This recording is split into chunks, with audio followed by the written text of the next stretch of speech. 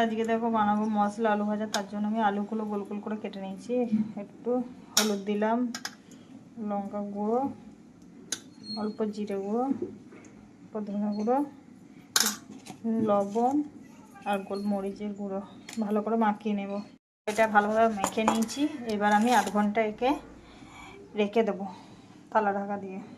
বন্ধুরা, কড়াইয়ে তেল দিয়ে দিয়েছি। এবার আমি মশলা আলু ভাজাগুলো এতে দিয়ে দেবো। গরম গরম খিচুড়ির সঙ্গে বা ভাতের সঙ্গে খেতে খুব সুন্দর লাগবে। দেখবে আমি আজকে খিচুড়ি বানিয়েছি, তাই আমি আলু ভাজাটাও বানালাম। তোমরা চাইলে যে কোনো দিন বানিয়ে খেতে পারো, দেখবে সে খুব সুন্দর লাগবে। আর যদি আমার ভিডিওটা ভালো লেগে থাকে তাহলে একবার সাবস্ক্রাইব করবে আর লাইক কমেন্ট শেয়ার করে দিও বন্ধুরা। খরা খরা মশলা আলু ভাজা পুরো রেডি। এবার নামিয়ে নেব। আমার ফাইনালি হয়ে গেছে বেগুন ভাজা।